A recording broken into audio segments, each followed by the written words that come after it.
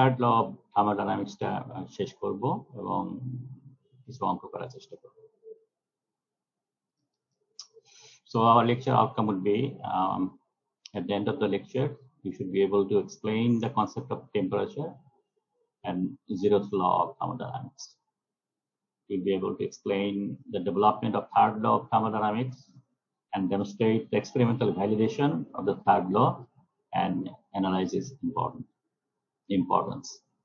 And then solve problems relating law of some thermodynamics. Okay, so far আমরা দুটো ল দেখেছি, একটা হলো ফার্স্ট ল আর একটা সেকেন্ড ল। ফার্স্ট লতে আমরা সিস্টেমের একটা প্রপার্টিকে আইডেন্টিফাই করেছি, which is called energy, and second law of thermodynamics আরেকটা প্রপার্টিকে ডিফাইন করেছি, হুইচ ইজ কল্ড এনট্রপি। দুটো প্রপার্টি স্টেট ফাংশন এবং both are extensive variable, that means they depends on size. এবং আমরা আরেকটা কথা বলেছি যে আমরা কখনো অ্যাবসলিউট এনট্রপি মেজার করি না এবং অ্যাবসলিউট এনার্জিও মেজার করি না, আমরা সবসময় চেঞ্জ ইন এনার্জি আর চেঞ্জ ইন এনট্রপি মেজার করি। এখন এই চেঞ্জ যখন কথা বলি তার মানে একটা পার্টিকুলার ডেটাম লেভেল আছে, একটা রেসপেক্টে আরেকটা মেজার করি। So is there any arbitrary zero level of entropy or zero level of energy? So এমন কোনো, yes, is it possible, sir? I don't think it is. মানে zero exist করতে পারে entropy? আসতেছি, আমরা ধীরে ধীরে আসবো, ধীরে ধীরে আসতেছি, আমরা জাস্ট ব্যাকগ্রাউন্ডটা বলছি। সো দুটা ল আবিষ্কার করার পরেই মানুষের মনে চিন্তা আসলো যে যেহেতু আমরা চেঞ্জ মেজার করি, সো আমরা কোনো চেঞ্জটা যে কোনো কিছু রেসপেক্টে হতে পারে। সো যদি সম্ভব হয় আমরা একটা অ্যাবসলিউট ডেটাম লেভেল চিন্তা করতে পারি যে সবসময় একটা স্ট্যান্ডার্ড আছে, এই স্ট্যান্ডার্ডের রেসপেক্টে আমরা সবকিছু হিসাব করবো। তো এই ধরনের কোনো স্ট্যান্ডার্ড আছে কিনা, এই ধরনের জিরো লেভেল আছে কিনা, zero level of energy or zero level of entropy. তো এই ধরনের চিন্তা থেকে নানান ধরনের এক্সপেরিমেন্ট হলো এবং এক্সপেরিমেন্ট করার পরবর্তী পর্যায়ে টেম্পারেচার বলে একটা ইস্যু চলে আসলো। আমরা নাওডেজ যদিও চিন্তা করি যে temperature just like as universal as energy, আমরা এনার্জি যেভাবে একটা হাউসহোল্ড কনসেপ্টের কথা মনে করি, সবাই এনার্জি শব্দটা এক বাক্যে চেনে, একইভাবে টেম্পারেচারও এক বাক্যে চেনে।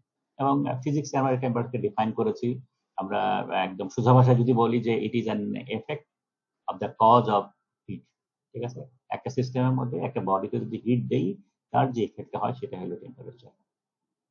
So temperature is a property of matter that provides universal measure of tendency of system to exchange heat. এবং এই attempts to quantify this aspect of behavior led to the zeroth law.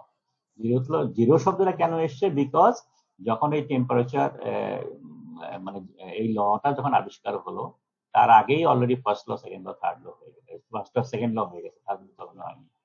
So এবং তারা বলতেছে যে order of প্রেসিডেন্সের মধ্যে এই লটা আগে আসা উচিত, যেহেতু ফার্স্ট হয়ে গেছে এই জন্য এটাকে জিরোথ দেওয়া হয়েছে। So the zeroth law of thermodynamics এটা deals with the lowest level of temperature. So এটা বলা হচ্ছে যে if the system are separately in thermal equilibrium with a third, then they must also be thermal equilibrium with each other. There are many way you can describe laws of thermodynamics. আগেই বলেছি যে engineering thermodynamics এই zeroth লকে totally different ওয়েতে measure করে, কিন্তু এই temperature related যে এই লটা যেটা আছে সেটা বেসিক্যালি ফার্স্ট লাইনে আমরা যেটা বলছি, সরি আমি এটা চেঞ্জ করে দেই। So again, temperature is a property of matter that provides universal measure of the tendency of system to exchange heat. So temperature follows system heat exchange করতে পারে if the temperature is different from the two body. So সেইটা থেকেই zeroth লটা এসছে এবং সেটা বলছে যে দুইটা বডি যদি ইকুইলিব্রিয়ামে থাকে, থার্মাল ইকুইলিব্রিয়ামে থাকে উইথ এ থার্ড বডি, তার মানে বডি এ থার্ড বডির সাথে ইকুইলিব্রিয়ামে আছে, বডি বি থার্ড বডির সাথে ইকুইলিব্রিয়ামে আছে আলাদা আলাদা ভাবে, তাহলে পর আমরা বলছি যে বডি 1 এবং বডি 2 তারা নিজেরাও একে আরেকটা ইকুইলিব্রিয়ামে আছে। দ্যাট মিন্স এই তিনজনেরই temperature same. Okay, so experimental studying using cryogenic behavior. Cryogenic মানে low temperature behavior, ঠিক আছে? So low temperature নিয়ে যখন স্টাডি করা শুরু করলো এবং তখন দেখা যাচ্ছে যে এনার্জি এবং এনট্রপি দুটাই উইথ টেম্পারেচার ডিক্রিজ করে। So as you decrease the temperature of a body or system, its energy falls as well as its entropy fall. সুতরাং তখন একটা পিপলদের মনে একটা আশা হলো, ওকে, যেহেতু এনার্জির সাথে টেম্পারেচারের সাথে এনার্জি ডিক্রিজ করছে, সো আমরা এই টেম্পারেচারের যে লোয়েস্ট লিমিট আছে সেইটাকে আমরা এনার্জি জিরো লেভেল হিসেবে ট্রিট করতে পারি কিনা। সো আমরা টেম্পারেচারের একটা লোয়েস্ট লেভেল ডিফাইন করেছি অলরেডি ততদিনে, this is called absolute zero, 0 degree Kelvin. So এই 0 ডিগ্রি কেলভিনে energy of system is zero কিনা, ঠিক আছে, সেটা যদি প্রমাণ হয়ে যায় তাহলে পরে আমাদের হয়ে গেল okay, absolute zero is the datum level for energy, absolute জিরোতে সবকিছুর এনার্জি জিরো। তো এটা হতে পারে। সো যখন এক্সপেরিমেন্টালি দেখা গেল যে okay, temperature energy of body decrease করছে, কিন্তু একটা কেমিক্যাল রিয়াকশনের এনার্জি ডিক্রিজ করে না। তো একটা যখন রিয়াকশন হয়, রিয়াকশনের total change in energy is not equal to zero. যে তাই হয়, তাহলে এ একটা রিয়াক্ট্যান্ট, বি একটা রিয়াক্ট্যান্ট, এদের যদি এনার্জি জিরো হয়, রিয়াকশনের ফলে তাদের এনার্জি চেঞ্জ হয়ে যাবে। সুতরাং প্রোডাক্ট যেটা হবে সেই product energy cannot be zero. So ultimately এই সেন্স থেকে আসলো যে okay, absolute zero cannot be the atom level for energy. কিন্তু এন্ট্রপির বেলায় এটা ভ্যালিডেট করা গেল যে এন্ট্রপির বেলায় এটা জিরো হতে পারে। আবার এখানে যেটা বলছি, if the energy of each element at absolute zero is assign to be zero, আমি জিরো দিতে পারি। ওকে, আমি রিঅ্যাক্ট্যান্টেরও এনার্জি জিরো দিলাম, প্রোডাক্টেরও এনার্জি জিরো দিলাম, ঠিক আছে, 0 ডিগ্রি কেলভিনে energy of any substance is zero. কিন্তু আমি যখন কেমিক্যাল রিঅ্যাকশন ক্যারিড আউট করাবো, প্রোডাক্টের যদি জিরো দেই, রিঅ্যাক্ট্যান্টে জিরো দেই, তাহলে পরে কেমিক্যাল রিঅ্যাকশন এনার্জি কত হবে, সেটাও জিরো হবে, কিন্তু রিঅ্যাকশন এনার্জি কখনো জিরো হয় না। তো সেই সেন্সে আমরা বলছি যে energy change occurring in chemical reaction is not zero at absolute zero, so energy cannot be at atom level for absolute zero cannot be at atom level for energy, but entropy যেটা হয় এবং তারপর থেকে ultimately এই কারণেই third লটা develop হয়েছে। ওকে, এখন এই থার্ড ল ডেভেলপ করতে গেলে অনেকগুলো সায়েন্টিস্টের অবদান আছে, এটা গ্র্যাজুয়ালি হয়েছে। ফার্স্ট ডেভেলপমেন্ট যিনি শুরু করেছে সেটা হলো টি.ডব্লিউ. রিচার্ডস, এবং সে দেখতেছে যে for many reaction changes in entropy and heat capacity approaches zero at low temperature. So with temperature decreasing, entropy change for a chemical reaction becomes also decreases. Okay, so এইটা ছিল তার experimental observation, and unfortunately তিনি এটা নিয়ে আর pursue করেননি। পরবর্তী পর্যায়ে তার এই অবজারভেশনটাকেই আরো কাজ করে নার্স্ট, এবং নার্স কাজ করে এটা সে একটা ভ্যালিডেশন দেয়, একটা থিওরি ডেভেলপ করে যেটাকে নার্স-ফিস থিওরেম বলে। এবং সে বলছে for all reactions involving substance in the condense state, খেয়াল করো কয়েকটা শব্দ এখানে ছিল, ফর মেনি রিঅ্যাকশন জেনারেলাইজড ফর্মে তিনি বলছেন, এখানে সে একদম অ্যাবসলিউট জেনারেলাইজ করছে ফর অল রিঅ্যাকশনস, কিন্তু সাবস্টেন্স হতে হবে in their condense state. So gasified স্টেটে হওয়া যাবে না, লিকুইড স্টেটে হওয়া যাবে না, কনডেন্স স্টেটে change in entropy is zero at absolute zero. একদম এখানে অ্যাবসলিউটলি সে ভ্যালু দিয়ে সে থিওরাম দিচ্ছে যে অ্যাবসলিউট 0 ডিগ্রি কেলভিনে এন্ট্রপি অফ অল ম্যাটার যেগুলো কনডেন্স স্টেটে আছে তাদের entropy zero. Sir condense state মানে কি solid state? Solid state, approximately solid state, yes. Okay, এখন তাহলে আমরা এনার্জি বেলায় যে সমস্যাটা হচ্ছিল সেটা এখন আমরা একটু চিন্তা করি। আমরা বলছি যে একটা রিঅ্যাকশন হচ্ছে a plus b is equal to product হলো ab, let's say. So entropy change যেটা হবে প্রোডাক্টের entropy change minus reactant entropy change. So প্রোডাক্টের এন্ট্রপি মাইনাস রিঅ্যাক্ট্যান্ট দুটো ছিল, রিঅ্যাক্ট্যান্ট এন্ট্রপি, সো এই দুইটা is equal to 0 হবে যদি change in entropy of the reaction is at 0 K is 0 হয়। এখন এটা যদি 0 হয়, সে নার্সটা বলতেছে দিস ইজ 0, সো এটা নার্সের হিট অনুযায়ী এটা প্রমাণ হয়ে গেল। কিন্তু এখন যদি আমি এই মানে ইন্ডিভিজুয়াল সাবস্টেন্সের এন্ট্রপিকে আমি 0 ক্লেম করতে পারি, অ্যাসিউম করতে পারি, if the entropies of element SA and BA assigned to be 0 at absolute 0, তাহলে পরে প্রোডাক্টের entropy, product whether it is compound or not, তার entropy becomes 0 because reactant entropy, reaction entropy is 0. So আমি যদি এই দুটাকে অ্যাসিউম করতে পারি is equal to 0, তাহলে পরে এটাও জিরো হয়ে যায়, কারণ total reaction entropy zero. So এটা হলো তাহলে এই নাস্ট হিট থিওরেম যেটা, সেটা হলো অর্ধেক থার্ড ল। বাকি অর্ধেকটা যেটা, সেটা আসছে প্ল্যাঙ্কের ডেভেলপমেন্ট থেকে। প্ল্যাঙ্ক বলতেছে entropy of any homogeneous substance which is in complete internal equilibrium may be taken as 0 degree। আমরা একটু আগে বলছিলাম যদি আমরা অ্যাসাইন করি SASB is equal to 0, ঠিক আছে, যদি SASB অ্যাসাইন করি 0, তাহলে পরে যেহেতু নাস্ট থিওরেম অনুযায়ী রিঅ্যাকশন এনট্রপি 0, তাহলে পরে প্রোডাক্টের এনট্রপি 0 হয়ে যায়। তো এই দুটাকে অ্যাসিউম করার কথা বলা হয়েছে। এখন প্ল্যাঙ্ক বলতেছে অ্যাসিউম করা দরকার নেই, যদি সাবস্টেন্সটা হোমোজেনিয়াস হয়, যদি সাবস্টেন্সটা ইন ইকুইলিব্রিয়াম স্টেটে থাকে, তাহলে তার এনট্রপি ক্যান বি 0। ঠিক আছে, সো এখানে দুইটা শব্দ এখানে চলে আসলো, একটা হলো হোমোজেনিয়াস। সো হোমোজেনিয়াস মানে you know it will contain no defects, just same material itself, কপারই, তার ভিতরে আর কিছু থাকতে পারবে না। ইন্টারনাল ইকুইলিব্রিয়াম মানে হলো যে একটা পার্টিকুলার কন্ডিশনে সিস্টেমটার যে অবস্থায় থাকা উচিত ছিল সেই অবস্থাতে আছে। ফর এক্সাম্পল, আমরা যদি স্টিলের কথা কনসিডার করি বা আয়রনের কথা চিন্তা করো, পিওর আয়রন রুম টেম্পারেচারে আমরা জানি বডি সেন্টার কিউবিক থাকে, FCC। 910 যখন চলে যায় তখন সেটা FCC হয়ে যায়, নিচে হলো BCC, body centre cubic, BCC। এখন আমি যদি রুম টেম্পারেচারে আয়রনের কথা চিন্তা করি, তাহলে ইন্টারনাল ইকুইলিব্রিয়ামে থাকবে যে ফেজটা, সেই ফেজটা হলো বডি সেন্টার কিউবিক। আমি যদি অন্য কোনো ভাবে FCC কে রুম টেম্পারেচারে স্টেবিলাইজ করতে পারি, আমরা হিট ট্রিটমেন্ট প্রসেস দেখেছি, পানিতে চুবিয়ে দিলে পরে ওই স্ট্রাকচারটা স্টেবিলাইজ করে। সো হাই টেম্পারেচার স্ট্রাকচার আমি 950 টেম্পারেচার তুললাম আয়রনের, তারপর পানিতে চুবিয়ে দিলাম, সো আয়রনের যে স্ট্রাকচার ছিল সেটা রুম টেম্পারেচারে পাওয়া যাবে, কিন্তু ওই স্ট্রাকচারটা ইন্টারনাল ইকুইলিব্রিয়ামে থাকবে না, এটা ইকুইলিব্রিয়াম স্ট্রাকচার না। ঠিক আছে, ওই টেম্পারেচারে যে স্ট্রাকচার থাকার কথা, ওই ম্যাটেরিয়ালটার সেই স্ট্রাকচার থাকলে পরেই তখন তার এনট্রপিকে আমরা জিরো ধরতে পারবো। ঠিক আছে, so entropy of substance having non equilibrium structure will not be zero at zero, সেটা আমাদের মনে রাখতে হবে।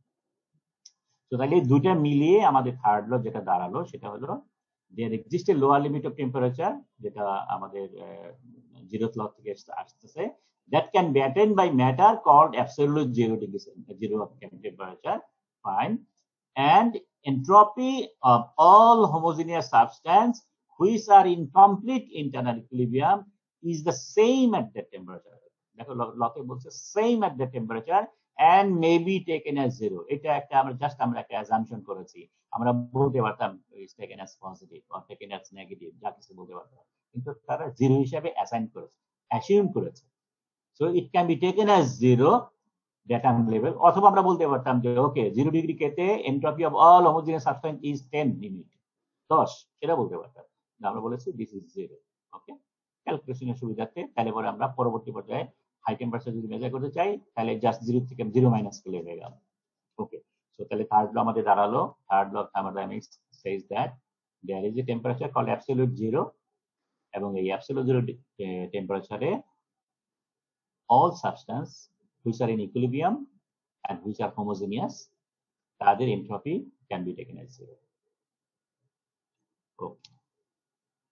এখন প্রমাণ করা ডিফিকাল্ট। কেন difficult? Because we are dealing with a system যেখানে রিঅ্যাকশন ক্যারিড আউট করতে হবে জিরো কেতে রিঅ্যাকশন ক্যারিড আউট করতে হবে, তাহলে আমরা এটা প্রমাণ করতে পারবো। জিরো কেতে সবকিছু আমরা, নাম্বার ওয়ান, জিরোকে আমরা যেতে পারি না, আমরা জিরোকে পর্যন্ত অ্যাটেইন করতে পারি না। আর নাম্বার টু, রিঅ্যাকশন যদি ক্যারিড আউট করতে হয়, রিঅ্যাকশনের জন্য একটা এনার্জি দিতে হয়। জিরো কেতে যত জিরোর দিকে অ্যাপ্রোচ করে material become so sluggish, zero কেতে কোনো রিঅ্যাকশন করাই পসিবল না। So direct validation of the third law is not possible. So temperature zero cannot be attained, এবং যদি জিরো অ্যাটেইনও করি তাহলে পরে জিরো কেতে রিঅ্যাকশন ক্যারিড আউট করে এন্ট্রপি মেজার করবো, সেটা পসিবল না, because reaction is hardly reversible and reaction hardly attained or be carried out at that temperature. Okay, so তাহলে আমরা যেটা করি, indirectly validate করি by using one particular property of state function. State function আমরা বলছি entropy is also a state function. So state function এর একটা property হলো it is path independent and for cyclic process, state function change is equal to 0. So why not you carry out a cyclic reaction এবং তার entropy change আমরা measure করি। ওকে, তো এইখানে সেটা করা হয়েছে। ফর এক্সাম্পল, টিনের দুটো অ্যালোট্রপিক ফর্ম আছে, একটাকে বলে টিন গ্রে, একটাকে বলে tin white, white tin, grey tin. So assume করি আমরা 0K তে 1 মোল গ্রে টিন নিয়েছি। সো 1 মোল গ্রে টিন নিয়ে এটাকে 298K পর্যন্ত তুললাম। কেন 298K? বিকজ 298K তে গ্রে টিন স্পন্টেনিয়াসলি রিঅ্যাকশন করে বা স্পন্টেনিয়াসলি ট্রান্সফর্মড হয় টু হোয়াইট টিন। ঠিক আছে, সো তাহলে আমরা মনে করছি গ্রেটিন নিয়েছি, গ্রেটিনটাকে টেম্পারেচার 298 এ যদি নেই তখন সে ফিজিক্যালি এই রিঅ্যাকশনটা হবে, ফিজিক্যালি রিঅ্যাকশন হয়ে at the end of the reaction, at the end of the step 2 white tin generate করবে। এই হোয়াইট টিনটা 298K থেকে আমরা আবার 0K তে নিয়ে যাব, 0K তে নিয়ে যাব এবং 0K তে একটা ইমাজিনারি প্রসেস ক্যারিড আউট করে, ইমাজিনারি রিঅ্যাকশন ক্যারিড আউট করে হোয়াইট টিনটাকে আবার গ্রে টিনে ব্যাক করাবো। সো এই হলো আমাদের ওভারঅল সাইকেল, চারটা সাইকেলে। ফার্স্ট সাইকেল গ্রেটিনটাকে হিট করব ফ্রম 0 to 298, 298 এর রিঅ্যাকশন ক্যারিড আউট হবে to form white tin, white tin তারপরে কুল করে 0K তে নিয়ে যাব 298K থেকে, তারপরে একটা ইমাজিনারি প্রসেসের মাধ্যমে, ইমাজিনারি প্রসেস কেন বলছি বিকজ এখানে রিঅ্যাকশন হয় না, 0K তে রিঅ্যাকশন হয় না, সুতরাং আমরা ইমাজিনারি রিঅ্যাকশনের মাধ্যমে হোয়াইট টিনটাকে আবার গ্রেটিনে ব্যাক করালাম। সো 1 মোল গ্রেটিন নিয়ে এই সব রাস্তা ঘুরে ঘুরে আবার 1 মোল গ্রেটিনেই ব্যাক করলাম অফ 0K। সো স্টেট যেটা আগে যে যা ছিল এখনো সেই স্টেটই আছে। So initial state, final state become the same, so it becomes a cyclic process. And আমরা জানি for cyclic process total change of a state function is equal to 0। সো আমরা যদি এন্ট্রপির কথা চিন্তা করি, entropy for this cyclic process would be equal to 0 এবং এটা চারটা পার্ট আছে, step 1 in entropy change, step 2 entropy change, step 3 entropy change and step 4 entropy change। চারটা ওকে, বাই দ্য ওয়ে এখানে এটা 2 হবে, এটা 3 হবে, এটা 4 হবে, এটা ভুলে গেছে, কপি করা হয়েছে ঠিকমতো চেঞ্জ করা হয়। তো entropy change for one step, entropy change for second step, entropy change for third step and entropy change for fourth step। Okay, so এখন এই যে চারটা স্টেপ আছে, চারটা স্টেপের মধ্যে এটা তো একটা কেমিক্যাল রিঅ্যাকশন হচ্ছে, সো তার এন্ট্রপি চেঞ্জ মেজার করা হয়ে গিয়েছে। আর এখানে যেটা করা হয়েছে একটা পার্টিকুলার সাবস্টেন্স যেটা ছিল এন্ট্রপি গ্রে 1 মোল, সেটাকে হিট করা হয়েছে। সো হিট করা বা এখানেও একই জিনিস, এটাকে এটা যা করা হয়েছে এখানে তার উল্টা করা হয়েছে, ম্যাটেরিয়ালটা ডিফারেন্ট। এখানে হিট করা হয়েছে, এখানে কুল করা হয়েছে। সো এই টেম্পারেচার চেঞ্জ করা হয়েছে ফর এন্ট্রপি এবং তার জন্য আমরা এন্ট্রপি চেঞ্জের ফর্মুলা এটা জানি, এটা change in entropy is equal two DS এর ইন্টিগ্রেশন। এটা হলো প্রথমটা কথা বলা হয়েছে, 0 থেকে টি তে নেওয়া হয়েছে, টি মানে হলো 292 বলা হয়েছিল না, 292। আর পরে থার্ড স্টেপে যেটা হবে সেটা হলো 292 থেকে 0 উল্টে যাবে এবং এটা formula remains the same, dS delta Cp by T dT. তো এটার মধ্যে আমরা যদি প্রোডাক্ট যেটা আছে, রিঅ্যাক্ট্যান্ট যেটা আছে, প্রথমটাই হলো টিন গ্রে, পরেরটা হলো টিন হোয়াইট, তার সিপি যদি জানি তাহলে পরে আমরা ভেরি ইজিলি এটা ইন্টিগ্রেশন করতে পারি এবং স্টেপ 1 এবং স্টেপ 3 এন্ট্রপি ক্যালকুলেট করতে পারি। কারণ স্টেপ 1 স্টেপ 3 এন্ট্রপি যদি ক্যালকুলেট করতে পারি, স্টেপ 2 এন্ট্রপি এক্সপেরিমেন্টালি মেজার করতে পারি, তো তিনটা যদি জানি, চারটার যোগফল 0, সো 3 নম্বরটার এন্ট্রপি চেঞ্জ ইজিলি বেরিয়ে যাবে।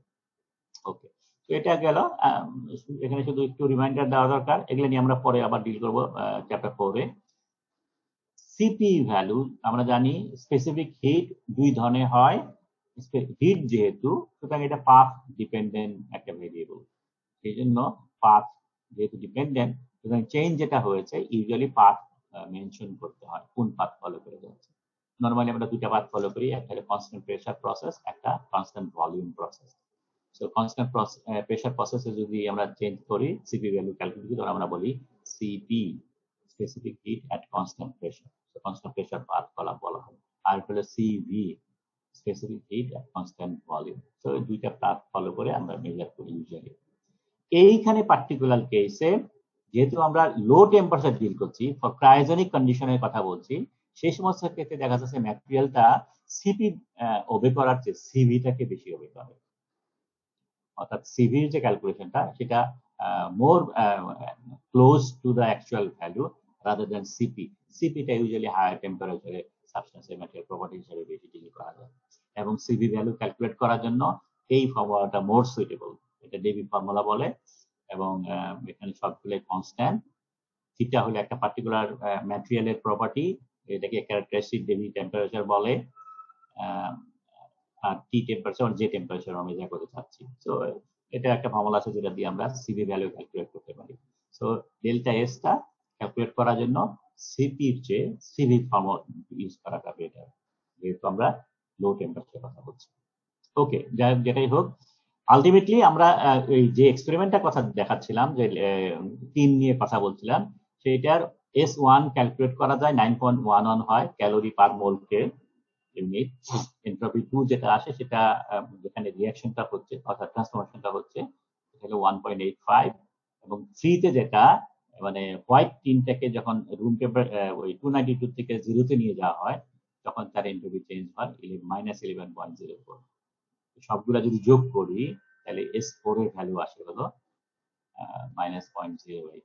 -0.08 মানে হলো অলমোস্ট ক্লোজ টু 0, এবং এটা ক্লোজ টু এক্সপেরিমেন্টাল এরর। তো এটাকে আমরা অলমোস্ট 0 ধরতে পারি।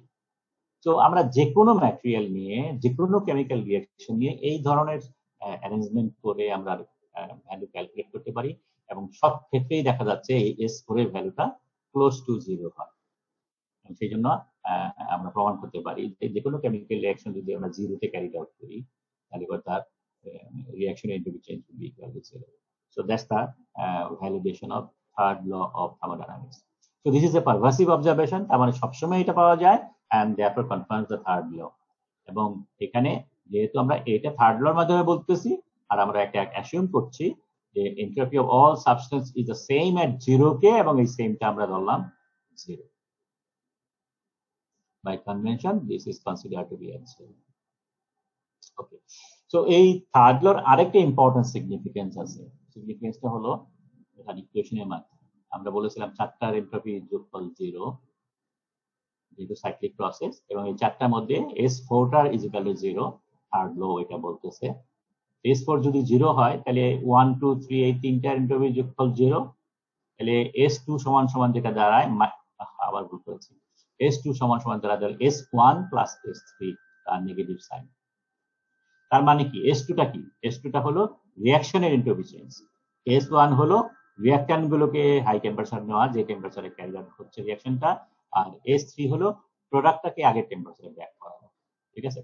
সো এতে তাহলে জিনিসটা যেটা দাঁড়াচ্ছে যে এইটা রিঅ্যাকশনের এন্ট্রপি চেঞ্জ, আমরা যে কোনো রিঅ্যাকশনের এন্ট্রপি চেঞ্জ ক্যালকুলেট করতে পারি without actually performing the reaction. তো এটা রিঅ্যাকশনের এন্ট্রপি চেঞ্জ, আমাদের রিঅ্যাকশন পারফর্ম করার দরকার নেই।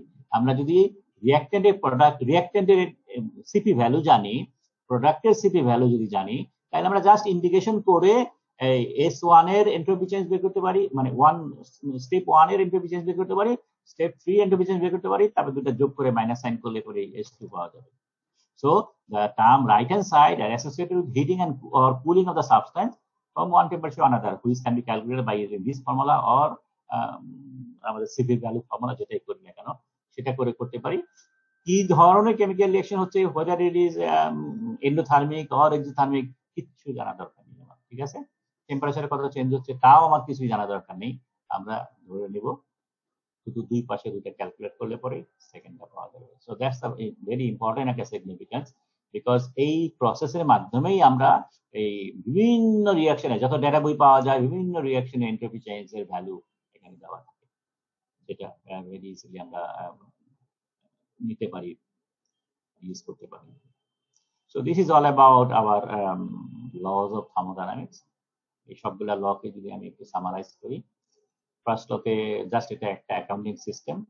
এখানে যে বলেছে যেহেতু এনার্জি তৈরি হয় না, এনার্জি ধ্বংস হয় না, সুতরাং সিস্টেমের ভিতরে এনার্জি চেঞ্জ যদি কিছু হয় তার মানে হইল সিস্টেম থেকে এনার্জি আদান প্রদান যা হয়েছে সারা হয়েছে তার যোগফল, এবং সিস্টেমের ভিতরে এনার্জি চেঞ্জটা আমরা ইন্টারনাল এনার্জি হিসেবে মেজার করি। So internal energy change will be equal two যে ফর্মে এনার্জি আসে যায়, দুটো ফর্মের কথা মেইনলি কনসার্ন করি, সেটা হলো ওয়ার্ক আর heat. So change in internal energy is equal to work input into the system from surroundings and heat input into the system in this harness. এটা একটা। 2 নম্বর সেকেন্ড ল যেটা বলছে, second law deal with destruction of energy. তার মানে হলো যে অবজারভেশনে দেখা যাচ্ছে যে কিছু ন্যাচারাল প্রসেস যেগুলো আছে বা স্পন্টিনিয়াস প্রসেস যেগুলো আছে তাদের ডিরেকশন একদিকে হয় এবং সেই ডিরেকশনটা হলো এনার্জি ডেসিপেট করে, এনার্জি লস হয়, এনার্জি ডেসিপেট করে, চারিদিকে ছড়িয়ে যায়, এনার্জি কখনো কনসেন্ট্রেটেড হয় না। এবং এই ছড়িয়ে যেটা যায়, সেই ছড়িয়ে যাওয়াটা তার মানে এনার্জি যে লস হচ্ছে সেইটাকে অ্যাকাউন্টেবল করার জন্য একটা টার্ম ডিভাইস করা হয়, সেটা হলো এন্ট্রপি প্রোডাকশন। তার মানে energy cannot be produce but entropy can be produce. So total entropy change into the system will be summation of entropy transfer and summation of entropy production. And second ল বলতেছে যে এই entropy production টার্মটা always positive. এবং আমরা হিসাব করে দেখিয়েছি যে যদি আমরা ইউনিভার্সাল এন্ট্রপি চেঞ্জ মেজার করতে চাই, তার মানে entropy of system plus entropy of surroundings, এটা যদি আমরা যোগ করি তাহলে পরে যে প্রসেসই হোক না কেন এই যোগফলটা সবসময় দুইটা এন্ট্রপি প্রোডাকশন টার্মের যোগফল। এবং যেহেতু এন্ট্রপি প্রোডাকশন টার্ম যোগফল, entropy production is equal to higher than zero, তার মানে positive, total entropy change of the universe is positive. তো এই দুইটা ছিল ফার্স্ট ল, সেকেন্ড ল। আর থার্ড লতে বলতে ফার্স্ট ল এবং সেকেন্ড ল যে এনার্জি এবং এন্ট্রপি টার্ম দুটো আছে, এই দুইটা আমরা বলছি যে আমরা চেঞ্জ মেজার করি। চেঞ্জ মেজার করার জন্য যে রেফারেন্স স্টেট যেটা সেটা হলো আরবিট্রারি। থার্ড ল ডিল করতেছে যে এখানে এই আরবিট্রারি না বলে একটা স্পেসিফিক কোন একটা স্টেটকে আমরা কনসিডার করতে পারি কিনা। এবং এই স্পেসিফিক স্টেটটা ধরে নেওয়া হলো যে অ্যাবসোলুট টেম্পারেচারটাকে কনসিডার করা যায় কিনা, কারণ টেম্পারেচার যত ডিক্রিজ করি এনার্জি তত ডিক্রিজ করে, এন্ট্রপি তত ডিক্রিজ করে। সো প্রবাবলি এট জিরো টেম্পারেচারে এন্ট্রপিও জিরো হবে, এনার্জিও জিরো হবে। এটা ছিল অ্যাজাম্পশন। এবং তারপরে এক্সপেরিমেন্টাল স্টাডি করা হলো, দেখা গেল যে এনার্জি বলে এটা ট্রু না, কারণ energy of reactant or energy of product দুটাকে যদি আমি জিরো ধরিও energy of reaction cannot be zero, কখনোই জিরো হয় না। এবং সেই সেন্সে energy entropy energy of all substance at zero K is equal to zero, সেটা ট্রু না। কিন্তু এন্ট্রপির বেলায় দেখা গেল যে okay that can happen, because একজন সায়েন্টিস্ট বলতেছে তার অবজারভেশন হলো যে for any kind of reaction entropy change at with temperature decrease করছে, এবং এটাকে জিরো হিসাবে ধরা যায়।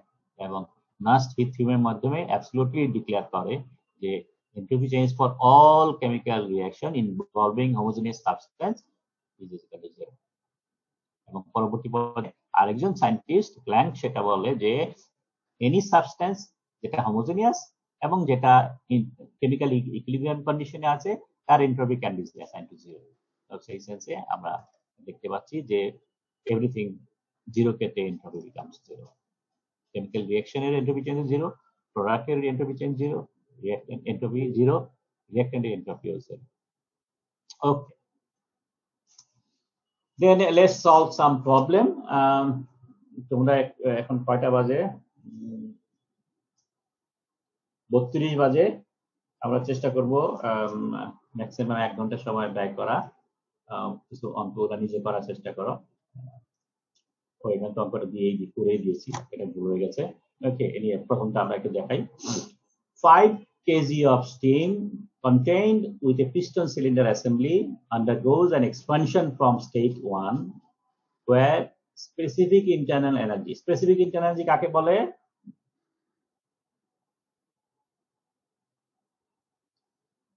আমার আনসার দিও, তাহলে না হলে ইন্টারনাল এনার্জি কে স্যার মাস দিয়ে ভাগ করতে হবে। এক্স্যাক্টলি, ওকে। স্পেসিফিক মানে হলো পার মোল বা পার ওয়েট এটসেট্রা। তো স্পেসিফিক ইন্টারনাল এনার্জি তার মানে ইন্টারনাল এনার্জি পার ইউনিট মাস, সেটা হলো এটা ছোট হাতে লেখা হয়। তো U1 যেটা দেওয়া আছে এবং স্টেট 2 তে U2 দেওয়া আছে। During the process there is a heat transfer of energy to the system with a magnitude of 80 kilojoule and also a paddle wheel transfer energy to the system by work to the amount 18.5 kilojoule. There is no significant change in kinetic and potential energy of the steam. তার মানে system কোনো kinetic energy করে নাই, কোনো potential energy gain করে নাই। তার মানে পুরো এনার্জিটাই ইন্টারনাল এনার্জিতে কনজিউম হয়েছে। তো determine the amount of energy transfer by work in kg from steam to the piston during process. Okay, আগে তাহলে জিনিসটা বোঝো। একটা পিস্টন সিলিন্ডার আছে, আরেকটা কন্টেইনার আছে যেখানে স্টিম রাখা আছে। সেই স্টিমের থেকে ওয়ার্ক সাপ্লাই করা হয় পিস্টন সিলিন্ডারে। আমাদের সিস্টেম পিস্টন সিলিন্ডার না, আমাদের সিস্টেম হলো স্টিম। তো স্টিমের মধ্যে হিট আসতেছে এবং প্যাডেল হুইলের মাধ্যমে কিছু ওয়ার্ক আসতেছে, তার ফলে তার এনার্জি কিছু চেঞ্জ হচ্ছে এবং সে কিছু কাজ করছে, সেই কাজটা প্যাডেল হুইলে যাচ্ছে। বুঝা গেছে ব্যাপারটা? আবার বলি, একটা হলো এই piston cylinder assembly. Piston cylinder অ্যাসেম্বলির সাথে স্টিমের অ্যাটাচ করা আছে। Steam is our system. এই স্টিমের মধ্যে কিছু এনার্জি আসলো, কিছু হিট আসছে এবং প্যাডেল হুইলের মাধ্যমে কিছু ওয়ার্ক আসছে। তো হিটও আসলো, ওয়ার্কও আসলো, ইন্টারনালি চেঞ্জ হলো সিস্টেমের এবং সেই সিস্টেম কিছু কাজও করলো, কিছু কাজ বেরিয়ে গেল, সেই কাজটা প্যাডেল হুইলে গেল। ঠিক আছে? এখন আমাকে সিস্টেমের যদি এনার্জি মানে ফার্স্ট ল যদি ডিফাইন করি, তাহলে কি হচ্ছে, আমরা দুইটা জিনিস ধরি। একটা হলো হিট আসলো, প্রথম কথা। During the process, there is a heat transfer of the energy to the steam. কারণ সিস্টেমের মধ্যে আসলো এবং এটা হলো হিট ট্রান্সফার, হিট, তার মানে 80 kilojoule. So Q equal to plus 80 kilojoule আসলো। তারপরে বলছে a paddle will transfer energy to the steam by work. So work to the steam, তার মানে ওয়ার্ক আসলো, সো ওয়ার্ক পজিটিভ, সেটা হলো 18.5 কিলোজুল। সো ওয়ার্ক হুইলের মাধ্যমে আসলো, সেটা হলো 18.5। ঠিক আছে? তার ইন্টারনাল এনার্জি আগে ছিল এটা, পরে এটা হইলো during the process. So change in energy কত, সেটা আমরা ইজিলি ক্যালকুলেট করতে পারবো। এখন সিস্টেমের কোনো কাইনেটিক এনার্জি হয় নাই, কোনো পটেনশিয়াল এনার্জি হয় নাই। এখন বলছে সিস্টেম কত কাজ করলো। ঠিক আছে? তো আমরা ফার্স্টটা যদি হিসাব করি, চেঞ্জ ইন ইন্টারনাল এনার্জি কিসের জন্য আসলো, কিউর জন্য আসলো, ডাব্লিউর জন্য আসলো এবং সে নিজে কিছু কাজ করছে প্যাডেল হুইল। মানে ফর্মুলা যেহেতু আছে, সুতরাং এটাও কেউ প্লাস ধরি, তার মানে এটা প্যাডেল হুইলের কাজও ভিতরে আসলো, সেটা আমরা এখানে ধরছি। ঠিক আছে? তো তাইলে পরে কিউ কত আসলো, 80 কিলোজুল, ডাব্লিউ আসছে 18.5, ডাব্লিউপিটা আমাদের বের করতে হবে। ইউ বলা আছে, এটা হলো পার কেজি যেহেতু আছে, কেজিতে গুণ করতে হবে, কারণ এগুলো সবই জুলসে আছে। সো এটা এম দিয়ে গুণ করলাম, M U2 minus U1। So সবগুলাই কিলোজুলে হলো, এটা এটা কিলোজুল, এটা কিলোজুল, এটা কেউ কিলোজুল পার কেজি ছিল, কেজিতে গুণ করে কিলোজুল হয়ে গেল। আলটিমেটলি এভরিথিং বিকাম কিলোজুলস এবং এই ডাব্লিউপি ভ্যালু আসে -350। এটি এই মাইনাস সাইনই ইন্ডিকেট করে এটা আসলে ভিতরে আসে না, এটা বাইরে বেরিয়ে গেছে। তার মানে আমরা যখন ফাইনালি মানে আনসারটা লিখবো, সেখানে কি বলা আছে, the amount of work transfer from steam to the piston is +350।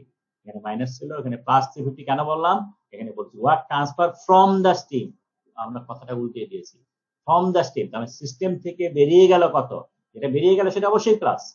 এখানে যেটা আসলে ফর্মুলায় ডাব্লিউপি মানে হলো, এখানে কনসেপ্ট হলো ডাব্লিউপি ভিতরে ঢুকেছে। ফার্স্টতে আমরা সবকিছু ভিতরে ঢুকাই, ভিতরে যেগুলো ঢুকে সেগুলো পজিটিভ, কিন্তু এখানে ভিতরে ঢুকে পজিটিভ করেছে। আমরা আরেকটা করতে পারতাম, সেটা হলো ডাব্লিউপিটা এখানে না দিয়ে এখানে দিতে পারতাম।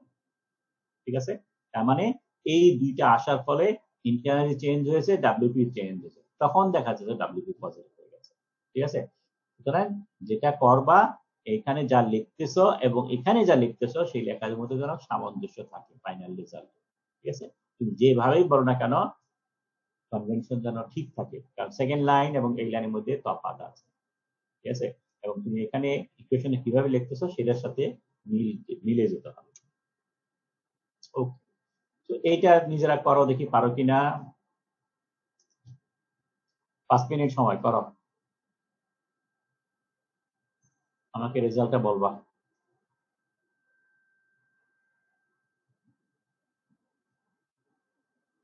$20 liters of hydrogen gas at 27 degrees centigrade and 50 atmosphere expand reversibly and isothermally to 200 liters. In doing so, it absorbs 400 kilojoules of thermal energy from its surroundings. Determine the change in internal energy of hydrogen gas for the process. So internal energy বের করতে যেতে বলেছে, সুতরাং আমাদের first ল apply করতে হবে। এবং first লর মধ্যে তিনটা টার্ম আছে, একটা হলো ইন্টারনাল এনার্জি টার্ম যেটা বের করতে বলেছে, একটা আছে কিউ আর একটা আছে ডাব্লিউ। তো কিউটা অলরেডি এখানে দিয়ে দিয়েছে, ডাব্লিউটা দেওয়া নাই, ডাব্লিউটা বের করতে হবে। ডাব্লিউ প্রাইমের কথা এখানে কোনো কিছু বলা হয় নাই, সো ডাব্লিউ প্রাইমটা এখানে বাদ আছে। তো লেটস ডু দিস। করো দেখি পারো কিনা।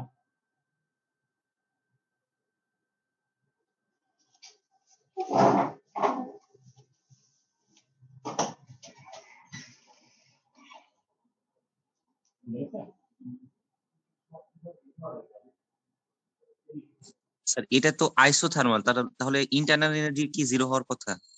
Internal energy change.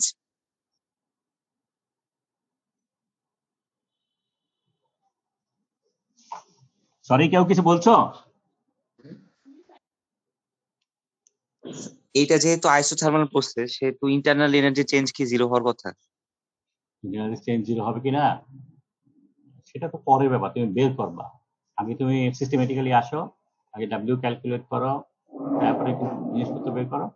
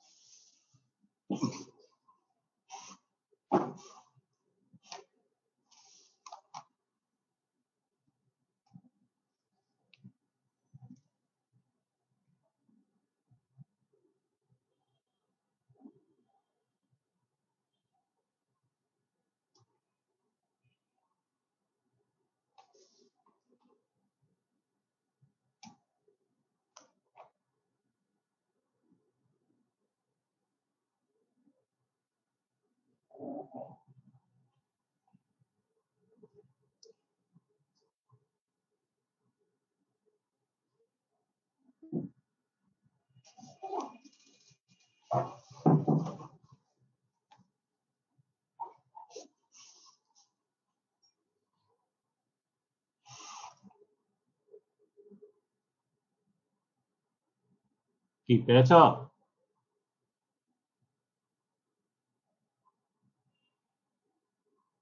ছোট্ট অঙ্ক তো।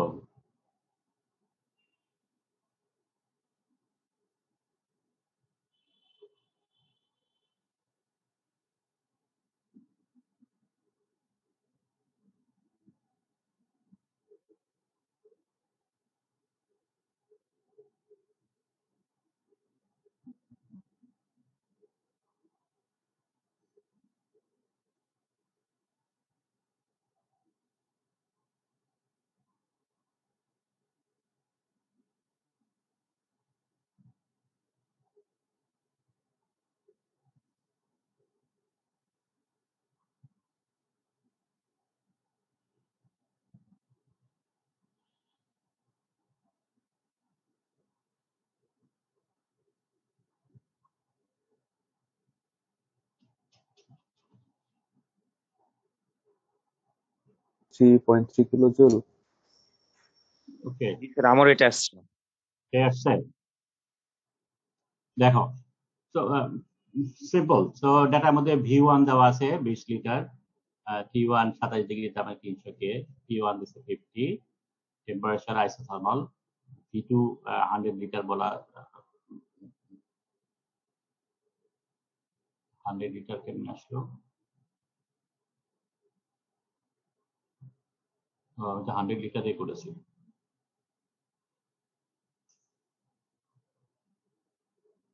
Okay, 200, so 20 লিটার, এটা 200 হবে কেন?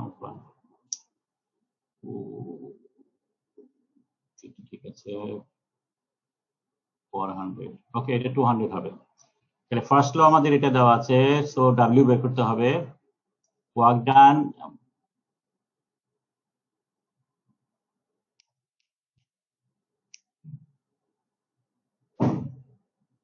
সবই ভুল এখানে, ভুলগুলোকে ধরতে পারছো?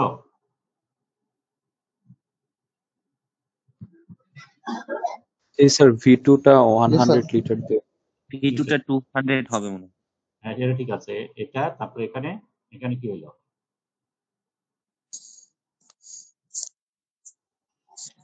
ডাব্লিউ ফর্মুলা যেটা আছে আইসোথার্মাল প্রসেস, তো এটা আইসোথার্মাল প্রসেস মানে এনার্জি লন V2/V1, তাই তো? সো এটা actual formula is fine, W is equal to minus NRT ln V2/V1। যদি এনআরটি লন মাইনাস মানে মাইনাস দা এটা হয় এবং V2/V1 হয়, তাহলে work done on the system হবে, এখানে work done by the system লেখা হয়েছে, তো এটা হবে অন দা সিস্টেম, এটা ভুল লেখা হয়েছে। Work done on the system যেটা হচ্ছে, সো ডাব্লিউ বের করা হলো, ঠিক আছে, তো ভ্যালু যা যা আছে V2 V1 P1 V2 temperature, এটা দিয়েও করা যেত, এটা দিয়েও করা যেত, ডাজন্ট ম্যাটার, এখানে কোনটা দিয়ে করেছি, P1 V1 দিয়ে করেছি। সো 50 অ্যাটমসফিয়ার P1, V1 হলো 20 লিটার, লন 100 লিটার 200 হবে, সেই ভ্যালুটা চেঞ্জ হয়ে যাবে, লিটার অ্যাটমসফিয়ার আছে। সো লিটার অ্যাটমসফিয়ারকে জুলসে কিভাবে কনভার্ট করেছো? জুলসে কনভার্ট করার দরকার না তোমাদের? জি স্যার। জি জুলসে কনভার্ট করেছিলা, কিভাবে করেছো? স্যার, লিটার কে 10⁻³ আর অ্যাটমসফিয়ার কে 101325 দ্বারা মাল্টিপ্লাই করেছি। Okay. আমাদের মানে সবচেয়ে সহজ মেথড হলো এই ইউনিট কনভার্সনের জন্য পার্টিকুলার এনার্জি আর এর ভ্যালু ইউজ করা।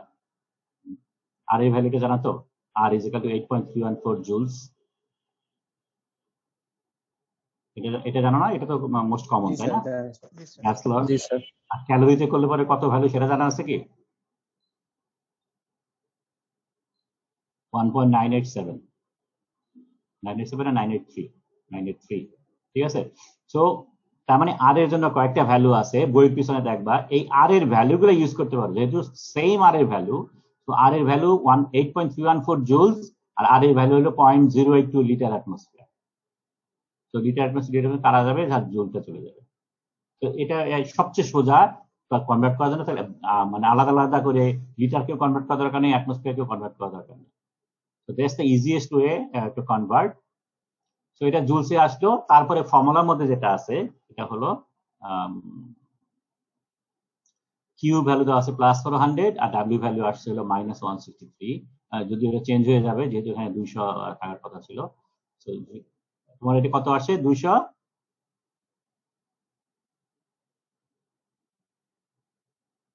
স্যার ডাব্লিউ আসে 233.3। 233, কম কেন, এখানে কি আমি ভুল করেছি? তো এটা হলো লন 10, লন 10 সমান সমান হলো 2 পয়েন্ট সামথিং, 2 দুগুণে 4, 4 পাঁচা 20, একটু গন্ডগোল হয়েছে। তো এ নিয়ে তুমি প্রবলেম সলিউশনটা বুঝেছো তো? তার মানে এই ধরনের পার্টিকুলারলি এই চ্যাপ্টারের সলিউশন যেগুলো থাকবে সেগুলোর মধ্যে হলো যে তোমাকে ডাব্লিউ হয় কিউ দেওয়া থাকবে, ডাব্লিউ বের করতে হবে, অথবা ডাব্লিউ দেওয়া থাকবে, কিউ বের করতে হবে, তোমাকে ইন্টারনাল এনার্জি ক্যালকুলেট করতে হবে, অথবা হতে পারে ইন্টারনাল এনার্জি দেওয়া থাকবে, ডাব্লিউ দেওয়া থাকবে, কিউ ক্যালকুলেট করতে হবে। তো এই ধরনের অঙ্কগুলো এর মধ্যে আছে। পরের অঙ্কটা যদি আমরা দেখি, এখানে কি বলেছে দেখো, 1 মোল অফ স্যার একটা কোশ্চেন ছিল স্যার। বলো। স্যার আইসোথার্মাল প্রসেসে যদি ইন্টারনাল এনার্জি চেঞ্জ হয় তাহলে টেম্পারেচার চেঞ্জ হয়ে যাওয়ার কথা না স্যার? তাহলে সেটা কি আর আইসোথার্মাল প্রসেস থাকবে? ইন্টারনাল কেন চেঞ্জ হবে? আইসোথার্মাল প্রসেস তো আমরা বলেছি, আইসোথার্মাল প্রসেস হলো যে প্রসেসে টেম্পারেচার কনস্ট্যান্ট থাকে। আচ্ছা স্যার, এখন যদি আমার ইন্টারনাল এনার্জি চেঞ্জ হয় তাহলে টেম্পারেচার কি আসলেই কনস্ট্যান্ট থাকবে? কেন থাকবে না? কেন? স্যার সিস্টেমের এনার্জি তো বেড়ে যাচ্ছে স্যার, বা চেঞ্জ হচ্ছে।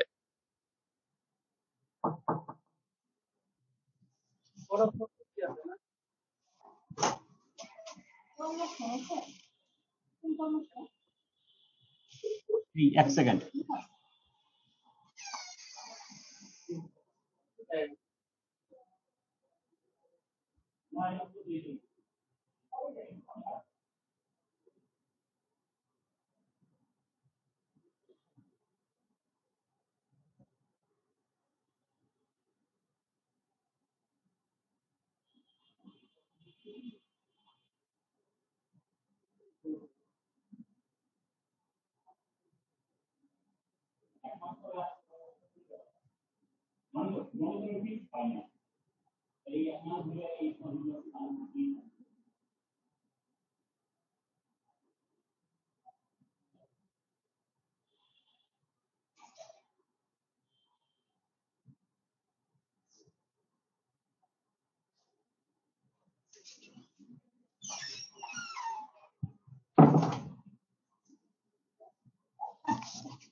শোনো, একটা প্রসেসে এনার্জি ব্যালেন্সটাই তো ইম্পর্টেন্ট, তাই না?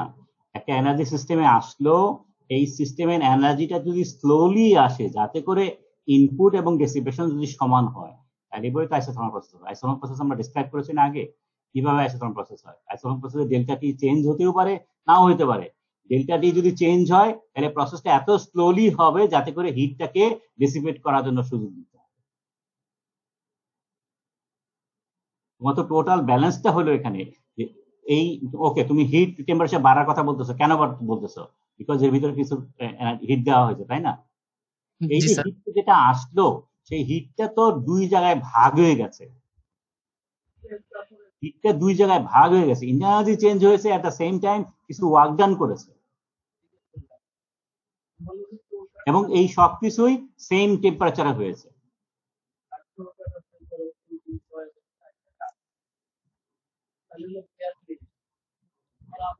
Okay. 1 mole of ideal gas is heated at constant pressure of 1 atmosphere from 0 to 100. Calculate the calories of work involved. So work done calculate করতে বলেছে using unit হলো ক্যালোরি। এটা একটা হলো, if the gas were expanded isothermally 0 to 1 atmosphere, what must be the final pressure of the system if work যেটা দেওয়া আছে এর আগে। এক নম্বর কাজ হলো যে আইসোবারিক প্রসেসে কত ওয়ার্ক ডান করে সিস্টেমটা। তাহলে আইসোবারিক প্রসেসের ফর্মুলা মনে আছে? টোটাল ওয়ার্ক ডানের ফর্মুলা? জি sir, P V two minus del V. আগে মাইনাস সাইন আছে, ঠিক আছে? তো P V two minus V one, so that is our main formula, একটু মাইনাস সাইন। তাহলে ভি টু লাগবে, ভি ওয়ান লাগবে, পি দেওয়া আছে 1 অ্যাটমসফিয়ার, ভি টু এখানে এন দেওয়া আছে, পি দেওয়া আছে, টি টু দেওয়া আছে, টি ওয়ান দেওয়া আছে। সো ফিজিক্যাল ডাইনামিক ফর্মুলার মাধ্যমে আমরা ভি ওয়ান ভি টু বের করলাম, বের করে নিয়ে আমরা এখানে ফর্মুলা বসালাম। এটা লিটার অ্যাটমসফিয়ার হলো, এখানে দেখো 1.987 ক্যালোরি, আর নিচে আছে 0.2, দুইটাই আর এর ভ্যালু। তো আর এর ভ্যালু রেশিও করে উপরে ক্যালোরি ভ্যালু দিয়েছি, নিচে লিটার অ্যাটমসফিয়ার দিয়েছি, যে তোমাদের এখানে লিটার অ্যাটমসফিয়ার হয়েছে। সো ইউনিট চেঞ্জটা ভেরি ইজি যদি আমরা আর এর ভ্যালুটা ইউজ করি। সো ডাব্লিউ ক্যালোরি পাওয়া গেল। সো প্রথমটা আমাদের হয়ে গেল work done during constant pressure process.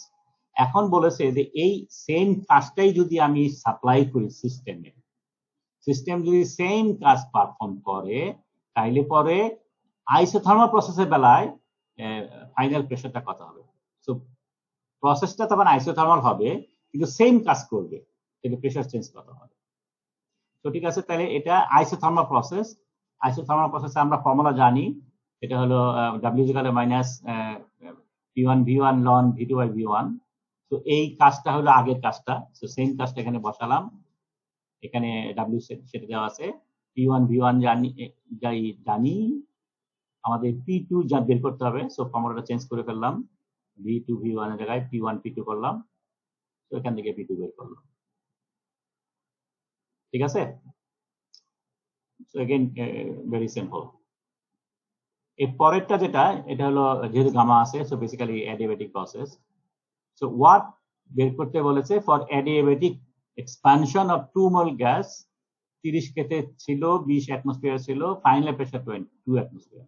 So pressure reduce করেছে 20 থেকে 2 অ্যাটমসফিয়ারে। সো প্রেসার যদি রিডিউস করে তাহলে ভলিউম এক্সপ্যান্ড করে। সো ভলিউম এক্সপ্যান্ড করেছে রিভার্সিবল অ্যাডিয়াবেটিক প্রসেসে। ইনিশিয়াল টেম্পারেচার দেওয়া ছিল, নন মেকানিক্যাল ওয়ার্ক ইগনোর করতে বলেছে, ইন্টারনাল বের করতে বলেছে। তো আমাদের যদি অ্যাডিয়াবেটিক প্রসেস হয়, তাহলে ডাব্লিউ ফর্মুলা আমরা জানি, সেটা হলো P1 V1 minus 1 minus gamma, এটা গামা হবে। সো এগুলো আমাদের জানা আছে কিনা? তো গামার ভ্যালু দেওয়া আছে, P1 P1 P2 দেওয়া আছে, ভি দেওয়া নাই, তাই তো? তো ভি বের করতে হবে। প্রথমে V1টা বের করি আইডিয়াল গ্যাস লাও থেকে, যেহেতু ইনিশিয়াল কন্ডিশন জানি, P1 জানি, সো এটা বেরিয়ে গেল। আর সেকেন্ড V2টা ক্যালকুলেট করতে হবে PV to power gamma formula use করে। তো এটা ইউজ করে V2 পাওয়া গেল। সো আমরা স্টেট ওয়েতে এখানে বসিয়ে W ক্যালকুলেট করা গেল। ঠিক আছে, কোনো কোয়েশ্চেন আছে?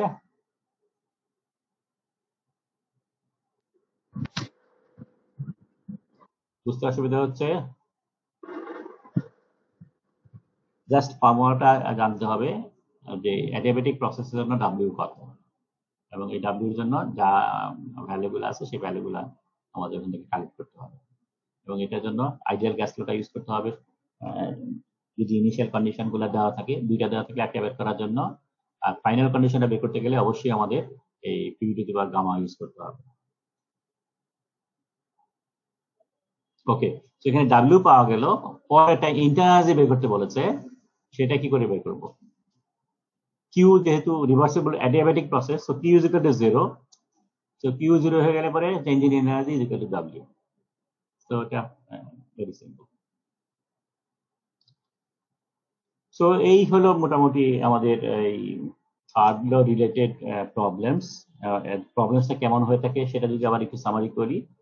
নর্মালি এখানে মেইন কাজটা হলো ডাব্লিউ ক্যালকুলেট করা, এবং ডাব্লিউ ক্যালকুলেট করা ফর ডিফারেন্ট প্রসেসেস। একটা প্রসেস হতে পারে আইসোথার্মাল, একটা হতে পারে অ্যাডিয়াবেটিক, একটা হতে পারে আইসোব্যারিক। সো যে প্রসেসই হোক না কেন, নর্মালি মেইন পার্ট হলো ডাব্লিউ ক্যালকুলেট করা। এবং once you calculate the W value, either Q দেওয়া থাকবে ইউ বের করতে হবে, অথবা সামটাইমস ইউ দেওয়া থাকে কিউ বের করতে হয়, অথবা অ্যাডিয়াবেটিক প্রসেস যদি হয় তাহলে ডাব্লিউ বের করতে হবে, ইউ বের করতে হবে। সো এই হলো আমাদের মোটামুটি এই ধরনের কাজ। বইয়ের মধ্যে অনেক অঙ্ক দেওয়া থাকবে, সেগুলো তোমরা একটু ট্রাই করতে পারো। বাই দ্য ওয়ে, বই হয়ে গেছে, তোমরা আজকে বিকালে এসে নিয়ে যেতে পারো অথবা কালকে নিতে পারো, কোনো প্রবলেম নেই। টোটাল বইয়ের জন্য বই ফটোকপি এবং বাধাই বাবদ খরচ হয়েছে 290 টাকা। তোমরা 290 টাকা দিয়ে বইটা নিয়ে যাবে। ঠিক আছে, আমি এটাকে বন্ধ করে দেই।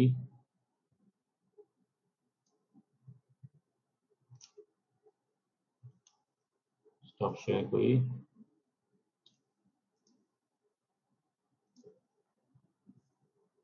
তো কোনো কোয়েশ্চেন আছে?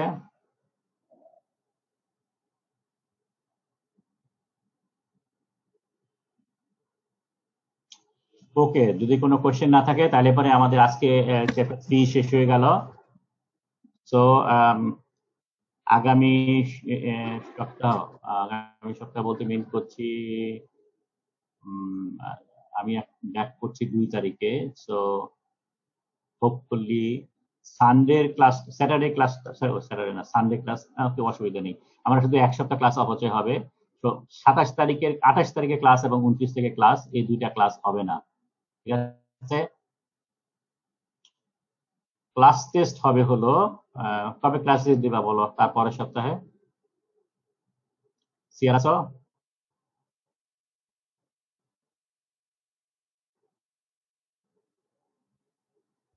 স্যার তাহলে রবিবার মানে রবিবার তো ক্লাস আছে। ক্লাসের সময় আমি নিতে প্রেফার করি না, ক্লাসের বাইরে কোনো সময়। ঠিক আছে, এনি টাইম তোমরা নিতে পারো। So weak beginning 3rd of April two Thursday হলো 8th of April। এই কয়েকদিনের মধ্যে যে কোনো দিন, যে কোনো সময় কবে নিবা, কখন নিবা, টোটাল পরীক্ষার সময় রাফলি 20 মিনিটের মতো হবে। সো আমাকে SMS করে জানিয়ে দিও, ঠিক আছে? আমি এসে নিয়ে এটা দেখবো, দেখে নিয়ে তোমাদের সেভাবে পরীক্ষাটা যেটা হবে সেটা কিভাবে হবে, সেটা টিমসে হবে। তো পরীক্ষার কিছুক্ষণ আগে 5 মিনিট আগে আমি টিমসে আপলোড করব, এবং সব আনসার টিমসে করতে হবে। ঠিক আছে? স্যার এমসিকিউ এর মতো হবে? এমসিকিউ হতে পারে, তার সাথে অঙ্কও থাকতে পারে, যেহেতু আমি অঙ্ক করেছি তো অঙ্কও থাকতে পারে। এটা আপনি কি স্যার ফর্মসে কোশ্চেন দিবেন? হ্যাঁ, ফর্মসে কোশ্চেন দেবো। Okay sir. ফর্মসে কোশ্চেন দেবো, এবং এটা তোমাকে টিমসেই আনসার করতে হবে।